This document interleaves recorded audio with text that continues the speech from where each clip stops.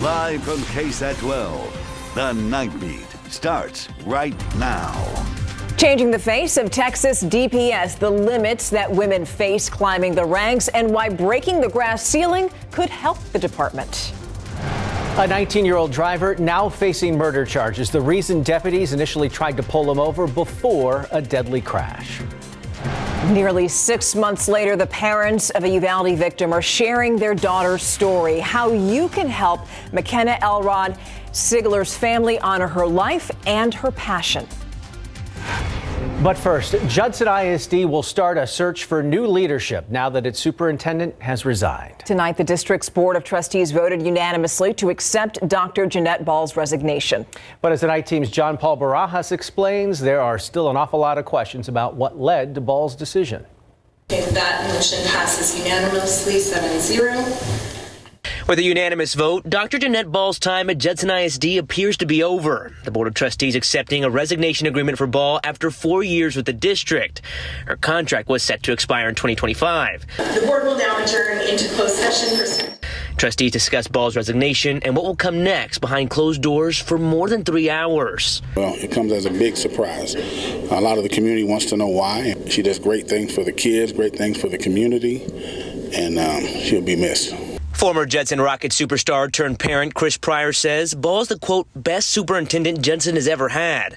As for public comment, only one person spoke, a member of district staff. I don't think I have ever worked for one that has a bigger heart for kids and staff. And unfortunately, that was her biggest asset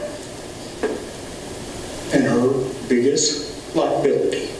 He declined to speak to us about what his statements meant, but we did speak with board president Jennifer Rodriguez briefly about what led to the resignation. There's really not much I can say about it. This is a personnel matter. I can't say it. Yeah, it's a personnel matter, and I can't comment on any of that. I can't comment on that. Now, that resignation agreement includes $140,000 for Dr. Ball, and although that was approved in today's meeting, the district put out a statement saying that it's not yet finalized at this point in time. As for what's going to happen going forward for the district, Deputy Superintendent Dr. Robert Fields will now take the role as interim superintendent. At Judson ISD, John Paul Barajas, KSAT 12 News. Thank you, John Paul. We now know the name of a passenger killed during a crash as the driver was trying to get away from BCSO deputies. We also now know the name of the driver who's been arrested. The victim is 33-year-old Amber Ponce, according to the Bexar County Medical Examiner's Office. That crash happened last Thursday on I-35 near Frio Street. A deputy attempted to pull over the vehicle that was going 40 miles per hour on the highway. That's when the driver sped off. The car then went over the edge of the highway ramp and landed on the street below. Ponce was taken to the hospital where she later died. The driver, identified by BCSO as 19-year-old James Chancellor. He remains in the hospital tonight. He's also been charged with murder. Now for a look at some of today's big headlines in your Nightbeat News Flash. With more flu and RSV cases, hospitals are struggling to keep beds available, and that's really affecting sick kids. The latest state data shows just 42 available pediatric ICU beds in the entire state. 42. In the San Antonio region, which stretches to the border, there are only 9. Health experts had been predicting this for weeks, especially as a lot of people stopped taking COVID-era precautions. One mom said that she waited more than 10 hours to get her sick 2-month-old into a room, and now she's warning other parents. Keep yourself limited to exposure to people that you know that could actually get your kids sick and all that. That was Natalie Torres. Her daughter has since been released from the hospital. To keep your family safe, health experts recommend that you do basic precautions like washing your hands, also getting your flu shots, also keeping a mask handy just in case you're about to walk into a crowd. An East Central High School basketball player still can't believe it. East Central ISD officials say that people were making monkey noises towards that player at the free throw line. Star player Asia Prudhomme is speaking out about the racial harassment that she faced on Friday's game against Marble Falls. As she prepared to shoot free throws, the noises were heard from the opposing team student section. The situation was caught on 3 pieces of video. Prudhomme says it was uncalled for, and she's shocked that something like this happened. After I saw the video, it really hit me in a soft spot, and I was very shocked. I feel like that's just crazy because if it happened once, then the problem should be solved by now. But obviously, they don't pay too much attention to their students. So we called the Marble Falls Athletic Department but have not heard back. The Marble Falls School District, meanwhile, posted a message on its Facebook page saying that they don't condone any form of discrimination and extend their support to the players at East Central ISD. And that's a look at your Nightbeat Newsflash.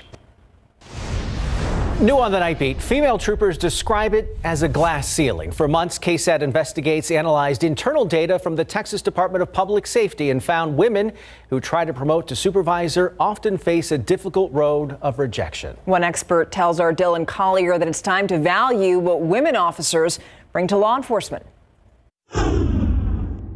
The reality is it's a profession that was built by and for men, and it's a little bit slow to change, and it's not intentional, but the status quo just doesn't support the needs of women. Meet Maureen McGough from the Policing Project at NYU's School of Law.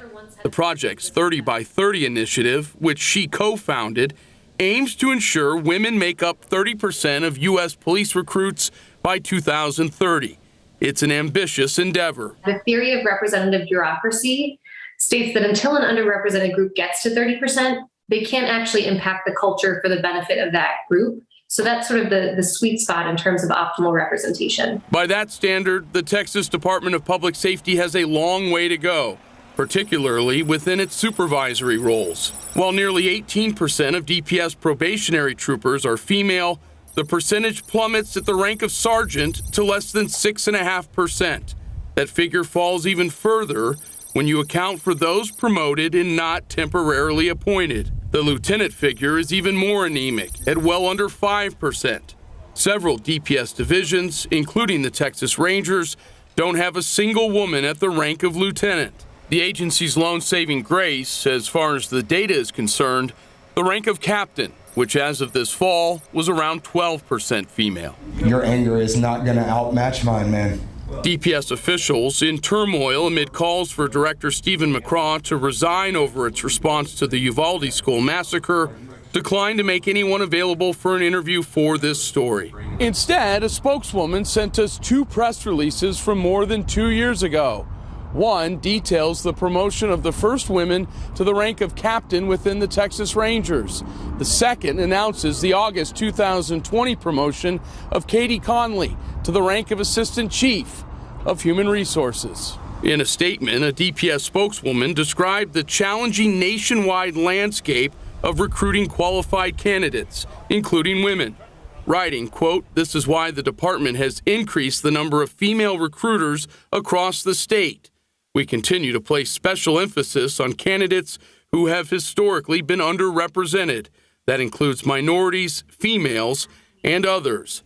McGough says departments need to be more accurate about what it truly takes to work in law enforcement. We think we are losing really good officers that they're not being hired, or perhaps they're not being promoted because of the types of assessments that agencies use. For KSAT Investigates, I'm Dylan Collier.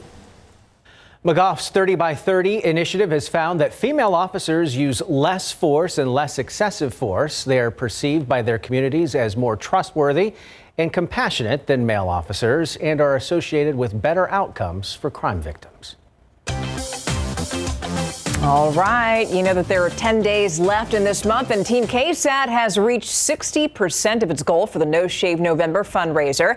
So here are how the stashes and beards look like at the halfway mark. You see them right there. We have raised more than $12,000, but here's the thing. We need more if you want to make the $20,000 goal. So we have $8,000 to go. Remember that the money's going to go toward cancer prevention, research, and treatment. And this year, 13 different cancer foundations are going to benefit from all the money that we raise and that you help us raise. If you want a link to donate, head to KSAT.com.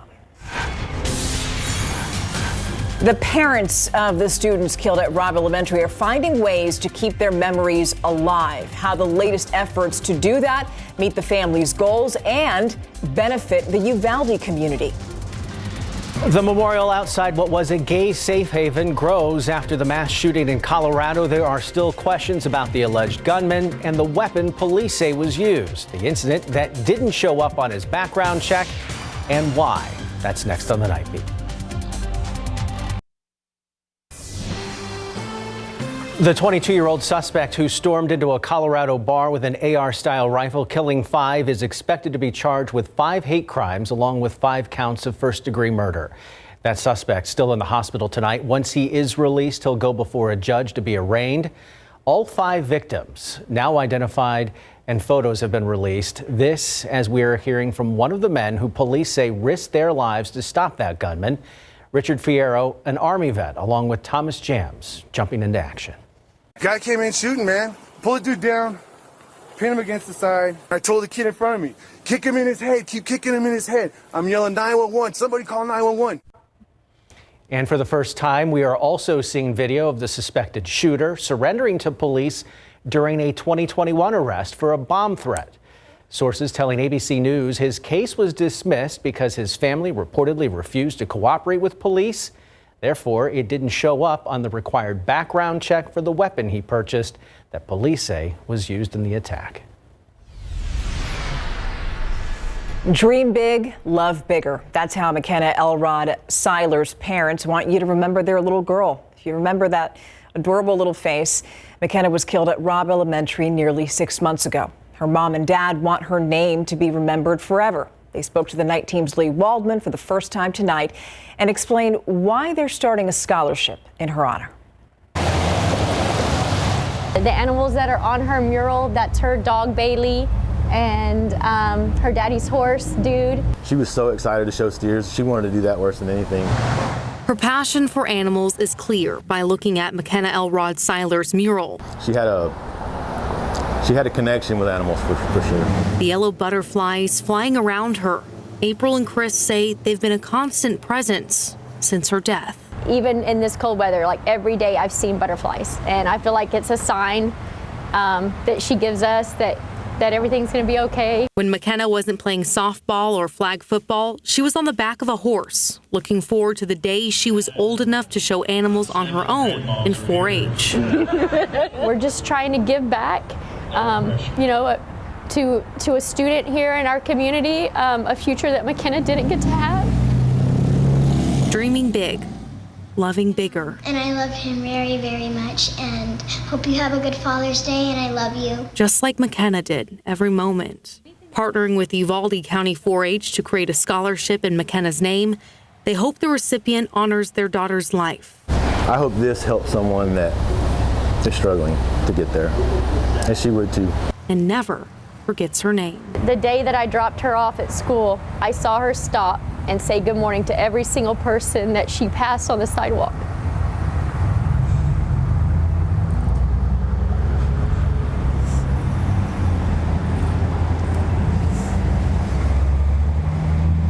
That's how she was. She made sure everybody felt loved.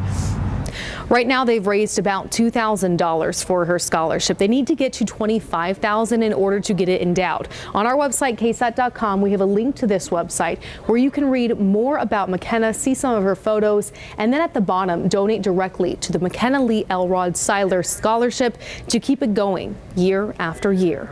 Back to you. Oh, dear sweet McKenna. Remember their names. All right, now let's take a live look outside. 10:16 right now, 45 degrees. Here's a live look over I-10. And, you know, it's dark out, but you can still see it's that dampness. Like, you just see it there. You feel it, definitely. And apparently we're going to get more of that. Yeah, more dampness on the way. I mean, already some reduced visibility just from fog settling in. The low clouds are in place, and it just looks damp outside. And it feels that way, of course, as well. Some more very light passing showers tomorrow. Warmer by Thanksgiving. We only had a high of 46 today. By Thanksgiving, I think we'll be in the upper 60s. But we still have some rain chances to talk about for Thanksgiving and Friday. All right, let's talk about this first, the areas of rain that we have ongoing out there. Not a whole lot left over on the radar screen as you look at it. Most of it's just east of town, very widely separated light showers, not as numerous as what we had earlier today. You look a little closer to San Antonio and even Atascosa County, Frio County, yeah, we've got a few hit or miss light showers. Just east of Pearsall and outside of Poteet. Locally, not much left over, but in between some of those showers, we still have a bit of drizzle and some fog settling in. As for rainfall over the past 24 hours, not bad around Bexar County and even I-10 east of town. That's where you see the light green. That indicates about a half an inch. The darker greens indicate around an inch or more. Closer look at San Antonio. Near Calaveras Lake, about 0.9. Somerset area, about 1 inch. You get just north of downtown, about 1.2. Even Stone Oak area, about 1.5 inches. Again, this is the 24-hour rainfall total. At the airport today, 0.3. That means we are no longer the driest year on record to date. 1917, back in first place. That's the driest year on record as of this day. So we're finally back in the second place position. Let's talk about our rainfall going forward. Here's our futurecast. 4 o'clock tomorrow. Some more of those very light showers coming and going. Notice through the morning rush hour, 6, 7 a.m. we'll have those areas of very light rain scattered across our area, covering about 40% of the KSAT 12 viewing area. They'll come and go, be intermittent and periodic through, I think, the early afternoon, and then really start to taper off. And then we still have more rain chances coming down the line. Here's the big picture in terms of the rain chances down the line, particularly when we're talking about Thanksgiving and Friday. We're watching this swirl near Alaska. That's our Thanksgiving system. It's very far away. It has a lot of ground to cover before it makes it to Texas. And it also has more development to go through. And there's a lot of uncertainty with this. It's just unfortunately one of those situations where we need more time before we can get any more specifics and details and certainty with it. But we do think right now for Thanksgiving about a 40% chance, so scattered in nature, showers developing. And then even into Friday, we've got it at 30%. This is going to be an all or nothing situation for Friday. It's either going to be 0 or even higher. That's something we definitely need more time on. And of course, we'll keep you updated. But the weekend, looking dry. And actually, the sun's going to return this upcoming weekend as well. Temperatures now, 40s. Really haven't changed at all since this afternoon. 46 officially at the airport, 46 in Rio Medina. Tomorrow morning, 44, so not a big temperature drop. By the afternoon, will be 54, so still unseasonably cool, but an improvement. Baby stepping our way upward to 61 on Wednesday. Thursday, Thanksgiving, at least will be 68 degrees. You'll notice the warmer temperatures, only to drop off a little bit on Friday in the upper 50s. All right, Adam, thank you. All right, Greg, San Antonio gets some more big news as we will be hosting another Final Four. Yeah, this is a great get again for San Antonio sports and the local organizing committee to get the women's Final Four back to San Antonio and more specifically back in the Alamo Dome. When we come back, we'll get you ready to show you some other cities also get their chance at the women's Final Four and another UTSA first, they hope. Coming up. The NCAA announcing today that the women's Final Four will be returning to San Antonio in 2029. Congratulations to San Antonio sports and the local organizing committee for landing the major sporting event. This will be the fourth time that San Antonio has been selected to host the NCAA women's Final Four, including 2002, 2010, and 2021. You may remember in 2021, we were in the middle of the COVID-19 pandemic, and San Antonio and the surrounding area hosted the entire 63-game Division I women's basketball tournament, culminating in Stanford winning the title in front of a limited capacity audience. But San Antonio was also the site of the all-time Final Four attendance record in 2002 at 29,619. Now the Alamo City is one of 5 host cities between 2027 and 2031 that were announced today. And they include a first-timer here, that is Columbus Nationwide Arena, followed by Indianapolis, San Antonio 2029, 2030 will be Portland, and 2031 Dallas in the American Airlines Center. Pro football coverage, powered by Davis Law Firm. Dallas Cowboys are coming out their biggest road win in franchise history after they were able to outscore one of the best teams in the NFL, the Vikings in Minnesota, 40-3. The game started with Micah Parsons' strip sack and ended with an unbelievable offensive performance that included Dak Prescott, Tony Pollard, and Ezekiel Elliott. Elliott had 2 rushing touchdowns in his first game back, wearing a knee brace after missing the last 2. But Tony Pollard had 2 of his own, including this perfectly thrown 68-yard touchdown to open the third quarter. He would finish with 2 on the day as well. Prescott was near perfect, 22 out of 25 passing with 276 yards and 2 touchdowns. And the Dallas D sacked Kirk Cousins 7 times. Parsons' big play got the ball rolling. I think it set the tone just in the middle of how we went with it. We got points. It was going back and forth, and then, I just think we just stayed on them from that point. I understand that we was coming, and definitely a great bounce back win. The UTSA Roadrunners have earned the right to host their second straight Conference USA Championship game in the Alamo Dome December the 2nd after they roughed up Rice in Houston on Saturday on a cold, rainy day. Quarterback Frank Harris was a superstar, accounting for 5 touchdowns with 2 in the air with 103 yards passing, 3 more on the ground with 124 yards rushing, including the 63-yard carry to get the game started in the 41-7 rout. As a result, the Roadrunners are now Conference USA regular season champs and will try and do something never done before, go undefeated in league play when they host UTEP in the Dome this Saturday. And now in the coaches poll, finally gotten into the top 25. I'm going to surprise y'all because I know I'm a big don't eat the cheese guy, right? And don't really like to talk about that stuff. But I think our kids can handle that now. I think we're used to it, and I think we expect it. And I think it's something that we can use to motivate a little bit. I know it's great for recruiting. It's great for boosters. It's great for national publicity. And we've been hunted, and the target has been on our back for a long time now. So I don't think we're sneaking up on anybody anymore. I think everybody's tired of the Roadrunners. So I'm all about it, man. I'm excited. All right, kickoff in the Dome to complete the regular season will be at 2:30 on Saturday.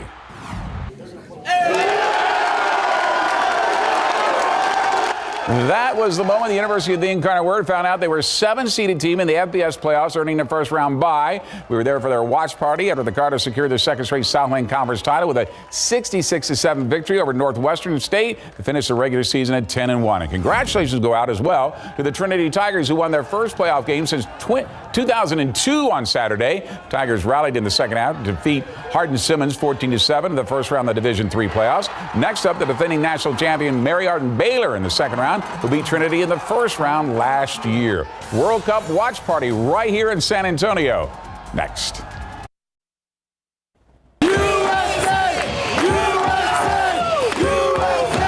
This was the scene at Smoke Barbecue and Sky Bar downtown today as the Crocketeers, who cheer on local soccer, San Antonio FC, gathered for a watch party today to watch USA take on Wales in the opening match of the World Cup. To have this amount of people here to root for our home team, the U.S., it's fantastic. Us as a city, us as a nation, we need to represent. The World Cup comes every so often. We didn't make it 4 years ago. We're here today. Like, get out, take some time off of work, go watch a game, get into it, cheer, be excited. Let this bring us together. All right, Team USA took on Wales this afternoon in the first Group B match. The Americans struck first in the 36th minute. Christian Pulisic with a great pass ahead to Tom Weah, who finishes the opening goal. It's 1-0 USA at halftime, but Wales answers in the 86th minute on a penalty kick. Gareth Bale powers it through the keeper's gloves to the equalizer. The Americans settle for a 1-1 draw. They will next play England Friday at 1 p.m. That should be a great match. So the World Cup has come to San Antonio. And the excitement was downtown for sure. That was awesome. Thanks, Greg. Thank you. And we'll be right back after this. Finally tonight, reunited, and it feels so good. Frida the pug was just a puppy when she was stolen from her home more than a month ago. Now just 3 months old, she was finally reunited with her owner. Frida, one of many dogs found in unsanitary conditions, according to Animal Care Services. So how did they figure out Frida had a forever home already? Well, an SAPD officer recognized the pug from a stolen dog report. Now Frida is back home, has a new microchip, and the rest is one heck of a story to tell. Awesome. Go, Frida. Good stuff. So the rest of this week, cloudy, gray skies, gradually warming a little bit. We'll be in the upper 60s by Thursday, and just more periods of rain on the way. Very light, though, the next few days. All right. Thank you very much. And thank you so much for keeping us company tonight. We loved having you with us. That does it for the Night Beat. Don't forget that Good Morning San Antonio starts at 4:30. Good night.